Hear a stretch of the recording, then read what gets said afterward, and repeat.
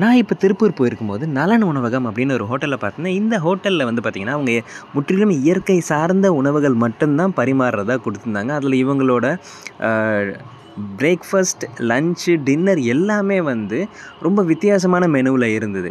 So இவங்க வந்து பார்த்திங்கன்னா, ஆயில் வந்து ரொம்ப அதிகமாக யூஸ் பண்ணுறது கிடையாது. அதுவும் வந்து செக்கில் அரைச்ச எண்ணெய் அந்த மாதிரி தான் யூஸ் பண்ணுறாங்க. டால்டா யூஸ் பண்ணுறது கிடையாது. பாம் ஆயில் யூஸ் பண்ணுறது கிடையாது. இவங்க வந்து மிளகாய் யூஸ் பண்ணுறது கிடையாது. அதுக்கு பதிலாக வெறும் மிளகு மட்டும்தான் யூஸ் பண்ணுறாங்க. அண்ட் இவங்க காளான் கொடுக்கறது கிடையாது. அண்டு டால்டா யூஸ் பண்ணுறது கிடையாது. இவங்க வந்து சால்ட் அதிகமாக ஆட் பண்ணுறது கிடையாது. இவங்கக்கிட்ட பாலோ தயிரோ கிடையாது. அண்டு அது இல்லாமல் வந்து பார்த்திங்கன்னா, ஒரு நம்ம மசாலா பேக்கெட்லாம் இருக்குல்ல, பேக்கெட்டில் வர மசாலா எதுவும் இவங்க யூஸ் பண்ணுறது கிடையாது. இவங்களே வாங்கி அரைச்சி அந்த மசாலா மட்டும்தான் யூஸ் பண்ணுறாங்க. அண்டு ஒரு நாளைக்கு ஒரு மனுஷனுக்கு உடம்புக்கு நம்ம ஆற்றலாக இயங்கிறதுக்கு என்னென்ன மாதிரி கால்சியம், மினரல்ஸ் அந்த மாதிரிலாம் இருக்கும் இல்லையா? ஸோ அது ஒரு நாளைக்கு நம்மளுக்கு எவ்வளோ தேவை இருக்கும். ஸோ எக்ஸஸாக நம்ம அதை சாப்பிடும்போது தான் நம்மளுக்கு அது ஃபேட் அந்த மாதிரிலாம் இதுவாகுது இல்லையா? ஸோ அந்த மாதிரி இல்லாமல் ஒரு நாளைக்கு ஒரு மனுஷனோட நம்ம டெய்லி ரொட்டீன், நம்ம ஒரு வேலை செய்கிறதுக்கு ஒரு உடம்புக்கு எவ்வளோ கால்சியம், மினரல்ஸ் அந்த மாதிரி இன்க்ரீடியன்ஸ்லாம் நம்மளுக்கு உடம்புக்கு தேவை இருக்கும் அப்படின்றது ஒரு சார்ட்டாக போட்டிருக்காங்க. அது வந்து எந்தெந்த பழத்தில், என்னென்ன காய்கறிகளில் அதை எப்படி நம்ம கன்சியூம் பண்ணலாம் அப்படின்ற மாதிரி ஒரு லிஸ்ட் அவுட் கொடுத்துருந்தாங்க. அதுவும் செம சூப்பராக இருந்தது. இவங்களோட ஆம்பியன்ஸ் எல்லாமே வந்து பார்த்திங்கன்னா, இங்கே இந்த ஹோட்டல் ஃபுல் வால்ஸில் எல்லாமே, அவங்க செவுத்தில் எல்லாமே வந்து என்னென்ன பழங்களில், என்னென்ன காய்கறிகளில், என்னென்ன வகையான சத்துக்கள்லாம் இருக்குது, அதெல்லாம் நம்ம எப்படி எடுத்துக்கலாம் அப்படின்றத கொடுத்துருந்தாங்க.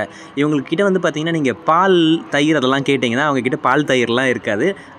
அதுக்கு பதிலாக வந்து பார்த்திங்கன்னா தேங்காய் பால் இருக்குது. நார்மலாக பசும்பால் இல்லாமல் தேங்காய் பால் வச்சுருக்காங்க. அதுமாரி மோர் வந்து பார்த்திங்கன்னா சோயாவிலேருந்து எடுத்த மோர் கொடுத்துருந்தாங்க. அண்ட் இதெல்லாமே வந்து ரொம்ப வித்தியாசமாக இருந்தது.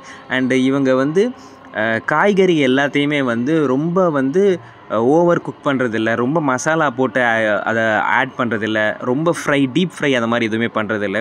ரொம்ப லிமிட்டடான இதுவை வந்து சமைக்கிறாங்க. அதுவும் வந்து பார்த்திங்கன்னா, இந்த மாதிரிலாம் சமைக்கும் போது வந்து காஸ்ட் கண்டிப்பாக அதிகமாக இருக்குமே அப்படின்னு சொல்லி நான் பார்த்துருந்தேன். பட் இவங்களோட காஸ்ட் வந்து பார்த்திங்கன்னா, மற்ற ஹோட்டலில் கம்பேர் பண்ணும்போது இவங்களோட காஸ்டிங் வந்து ரொம்ப ஜென்யூனாக இருந்தது.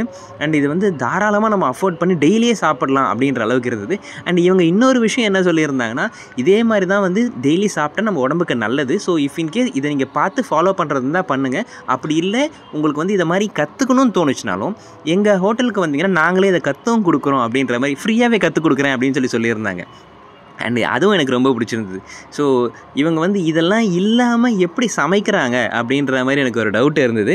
ஸோ அவங்க குக் பண்ணும்போது நானே பக்கத்தில் இருந்து பார்த்துருந்தேன். இவங்க வந்து பார்த்திங்கன்னா டிஃபன் ஐட்டம் எல்லாமே சர்வ் பண்ணும்போது கம்பு தோசை, வரகு தோசை அண்டு கேழ்வரகு தோசை, இந்த மாதிரி ரொம்பவே நம்ம சிறுதானிய வகையிலான தோசை அது மாதிரி தான் பண்ணியிருந்தாங்க. அதே மாதிரி ரைஸும் வந்து பார்த்திங்கன்னா நார்மல் உங்களுக்கு வந்து ரைஸோட நீங்கள் ரைஸ் சாப்பிடும்போதே வந்து உங்களுக்கு குவான்டிட்டி ஆஃப் ரைஸு, அதை என்ன அரிசியில் அவங்க சமைக்கிறாங்க அப்படின்றது உட்பட அதுக்கு வந்து நம்ம காய்கறி, பொரியல், துவையல் அதெல்லாம் வைப்பாங்க இல்லையா? அது எல்லாமே வந்து வித்தியாசமாக பண்ணியிருந்தாங்க.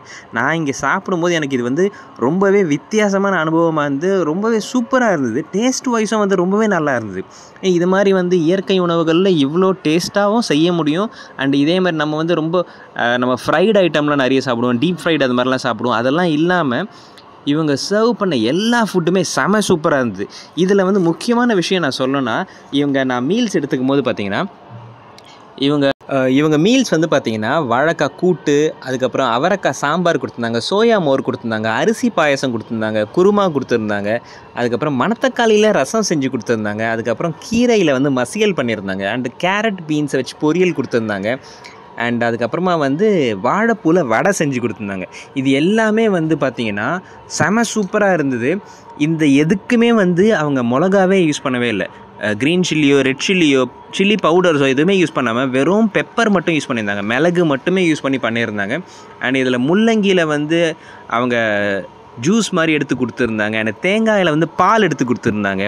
அண்டு சோயாவில் வந்து மோர் எடுத்து கொடுத்துருந்தாங்க. இது எல்லாமே வந்து சாப்பிடும் போதும் செம சூப்பராக இருந்தது. இது மாதிரி இதில் செய்ய முடியுமா அப்படின்ற மாதிரியும் இருந்தது. எனக்கு இது ரொம்பவே பிடிச்சிருந்து. இவங்க வந்து பார்த்திங்கன்னா அஜினோமோட்டோ அந்த மாதிரி எந்த இன்க்ரீடியன்ஸும் யூஸ் பண்ணுறது கிடையாது. அண்டு நிறைய விஷயத்தில் வந்து இவங்க சொல்கிற இந்த இன்க்ரீடியன்ஸ் எல்லாம் நம்ம ஃபாலோ பண்ணாலே நம்ம உடம்பு வந்து ரொம்ப ஹெல்த்தியாக இருக்கும் அப்படின்னு சொல்கிறாங்க. ஸோ இதை மாதிரி நீங்களும் இதை கற்றுக்கணும் ஆசைப்பட்றீங்கன்னா கண்டிப்பாக இவங்களை போய் மீட் பண்ணுங்கள். இவங்க உங்களுக்கு சொல்லியே கொடுப்பாங்க. அண்டு இந்த ஹோட்டலில் நீங்கள் டெய்லி சாப்பிட்டீங்கனாலும் இது கண்டிப்பாக பாக்கெட் ஃப்ரெண்ட்லியாக இருக்கும். உங்களுக்கு அதிகமான செலவு எதுவுமே வைக்காமல் அண்டு கம்மியான செலவில் உடம்பையும் நல்லா பார்த்துக்கிற மாதிரி இருக்கும். அண்டு இது மாதிரி விஷயத்த நம்ம நிறைய கற்றுக்கிற மாதிரியும் இருக்கும்.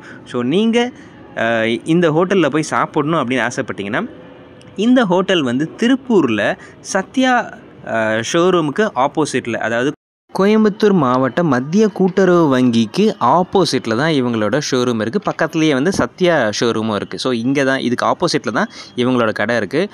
திருப்பூர் போனீங்கன்னா இந்த கடையை தயவு செஞ்சு மிஸ் பண்ணாதீங்க. இவங்களோட ஃபுட்டு கண்டிப்பாக உங்களுக்கு பிடிக்கும்.